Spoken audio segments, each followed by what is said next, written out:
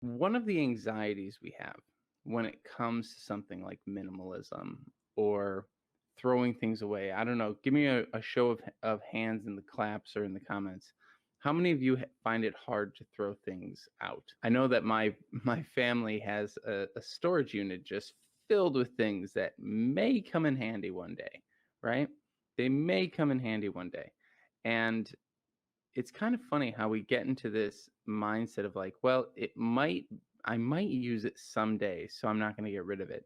And that happens in our job search as well. Well, I might use that skill, so I want to keep it on the resume. I might talk about that thing, so I want to keep it in there. I might want to change careers in the future and not get pigeonholed. So I don't want to let go of this, right? And we hold on to all this clutter. I think 6 or 7 years back, I went on a road trip around the country with my business partner at the time, and we had a podcast, and we were going from city to city interviewing people with our podcast, and it was super fun. Probably one of the most interesting trips I've ever taken. I quit my job, left my apartment, put everything in boxes, and basically tossed my whole life out, except for a handful of items. Basically, my entire life was in a couple of bags. And then I had a few things, back at home with my family, which they wanted very much to throw away and now have. And I'm on this road trip, and we get about halfway through it, and we're in LA.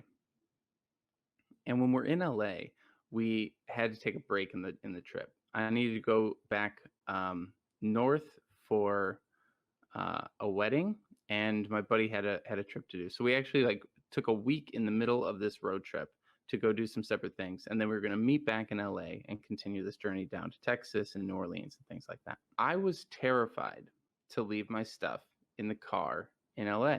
We had it in a parking garage, and I was like, I can't leave my stuff in this trunk in this car. Someone's going to steal it. That's really sketchy. So I carried it all with me. Right? We don't like to let go of things. We're worried about losing them, right? So I carry all these bags with me back to Chicago, into a friend's car. We drive up to Canada. We go to this wedding. We're sitting at the wedding, having a great time, and I'm lugging these bags everywhere with me because I'm so scared of losing them. I was so scared of losing them because I had everything. My computer, my backup hard drives, my iPad, everything. You can kind of tell where this story's going. I get back. I try to get into the room. There's a bunch of us staying in the room. So I leave my bags outside the room for a second to go get a new key.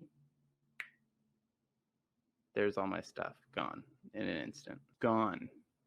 My computer with everything that we were building for the business, including some podcast recordings. My backup hard drive, which had everything from college and before. My iPad, which I really liked.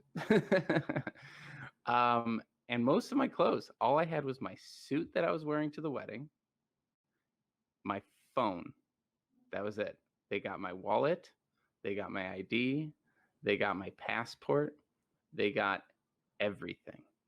And I remember sitting there and just going, it's like 3 a.m, and I'm sitting in the lobby of this hotel. And of course, none of their cameras were on or working. And I was sitting there and I was like, oh boy, I got to go finish this road trip. So I call up my business partner, and we'd had this running joke. I bought a bunch of almonds because I'd read a blog, I think Tim Ferriss or something, that said always keep some almonds on you as a good healthy snack while you're traveling. And I'd had them for a year and a half in my backpack, and I kept saying I was going to eat those almonds, and I'm not a huge fan of almonds, so I never ate them. And they were really expensive from Whole Foods. And I remember calling up my buddy at 3 a.m. and just being like, hey man, I got robbed. They took everything. They even got the almonds. Really just me and my suit. And I borrow a really deep V-neck from my buddy and a pair of shorts. And somehow got back into America without a passport. And I was a forced minimalist. Now I was freaking out at the time a little bit because I thought this computer had everything that I needed for my career. It had all my old projects on it. It had all my old resumes on it. It had all my old files. It had the logo for our company and the Illustrator files that I had created and things like that. I thought that I was going to be completely shut down because of this. But the truth was, it opened me up. it completely opened me up. I went from I have this backlog of design and like stuff that I've created and legacy things that I really wanted to showcase to no longer having any of that. I lost everything. I didn't have a Google Drive at the time that was storing everything. I do now. And what I ended up doing was I got home from this trip, from the rest of this road trip, and I thought to myself, I have to redo everything from scratch. Well, if I have to redo everything from scratch, what do I want to do? And it forced me to be more creative. It forced me to try harder. It forced me to create new things rather than resting on my laurels and on the past things that I created. So, in your job search and the things that you're doing, if we were to burn it all down right now and start from scratch, what would you change? If you were to lose everything that you'd done up to this point, what would you build?